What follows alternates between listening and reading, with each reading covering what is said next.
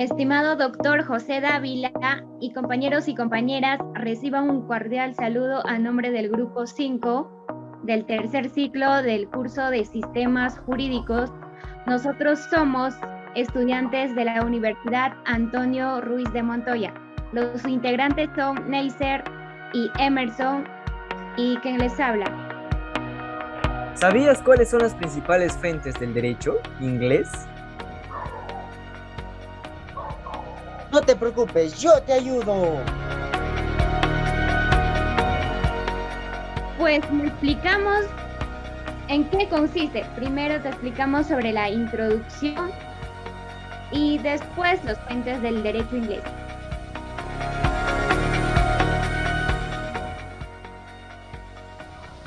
El derecho inglés. El derecho inglés es un derecho jurisprudencial que se ha formado desde tiempos muy remotos por medio de la resolución de casos muy concretos. Entre ellos tenemos dos puntos: la importancia del derecho inglés y la importancia del common law. La importancia del common law, del derecho inglés, es el sistema del common law que ha sido construido en Inglaterra, principalmente en las Reales de Justicia.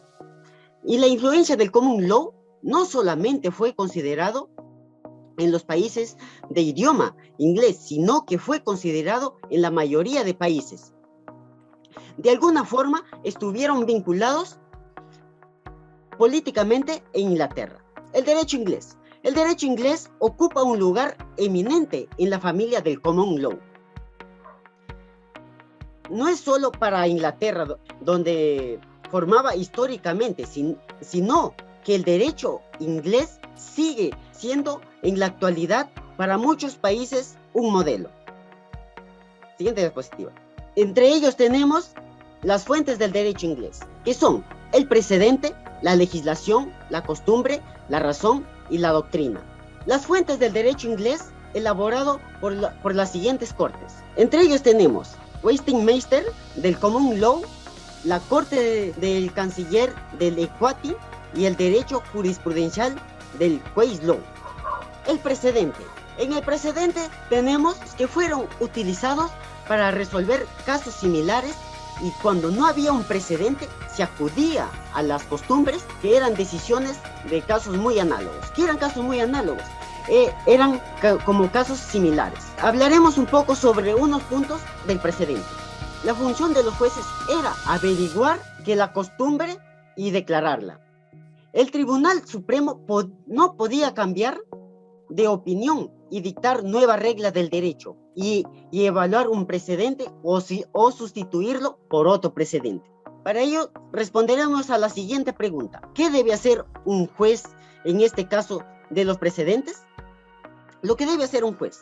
El juez lo que debe hacer es que en no casi se da una ley, sino que hay precedentes que existen o que regulan y que hayan decidido un caso similar.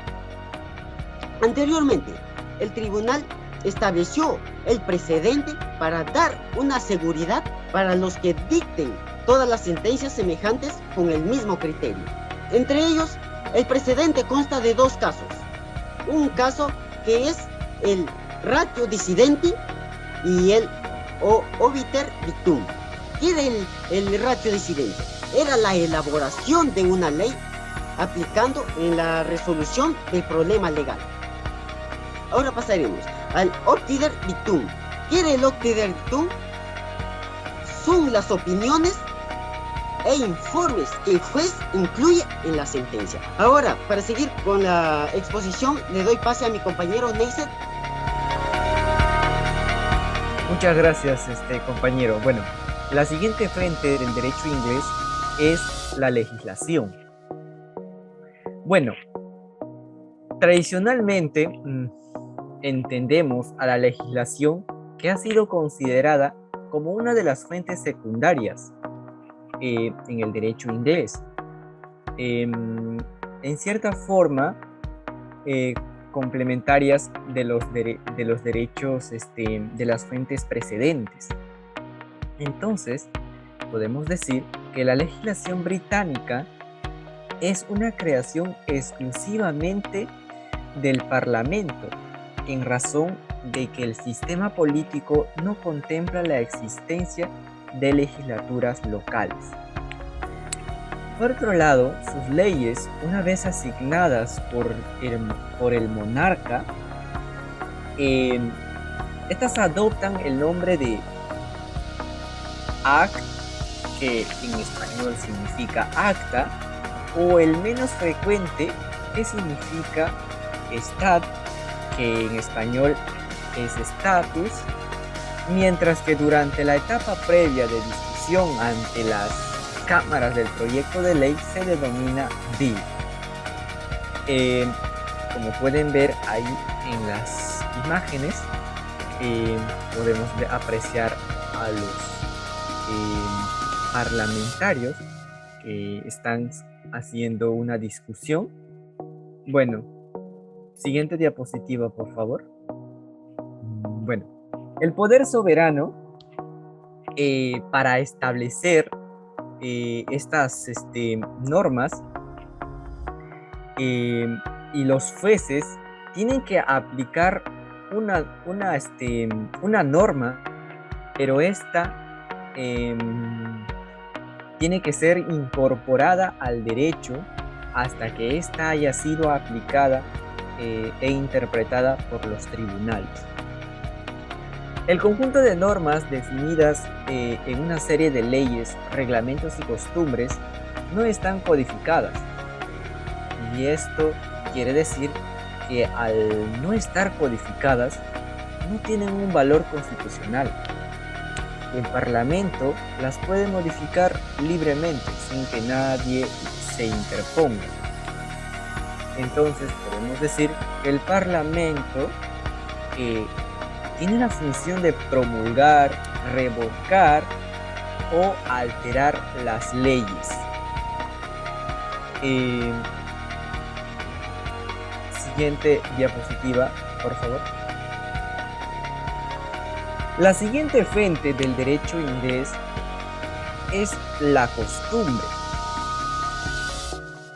Esta fuente es secundaria del derecho inglés, ya que este derecho es jurisprudencial y no consuetudinario. La costumbre fueron la base del common law, ayudando a que los jueces resuelvan disputas específicas de una manera equitativa. Actualmente, las costumbres desempeñan un papel de menor grado o de una menor importancia. Siguiente diapositiva, por favor. División de la costumbre. Se dividen en dos, que viene a ser la costumbre general y la costumbre local.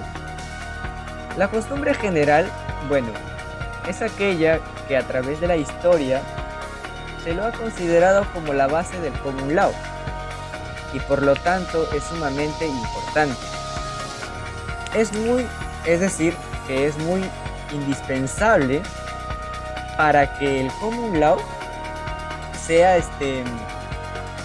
reconocida a través de la historia y que ésta incorpore una legislación en los precedentes judiciales. Por otro lado, la costumbre local, bueno, esta se manifiesta como una excepción al common law general. Y para que la costumbre local sea reconocida su existencia, se deben acreditar ciertos requisitos, y estos requisitos son muy rigurosos. Entre ellos tenemos que debe existir ininterrumpidamente un largo periodo de tiempo y debe ser inmemorial. También, por otro lado, debe existir un consentimiento común. Decimos un consentimiento común que deben estar de acuerdo y aceptados por todas las personas de su parte y también deben ser consistentes en otras costumbres, o sea, que se basan de las costumbres precedentes. 4. Deben ser aceptadas como obligatoria.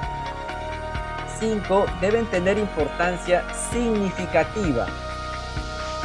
Decimos significativa porque esto va a dar una razón para que la costumbre sea aceptada y a la vez obligatoria.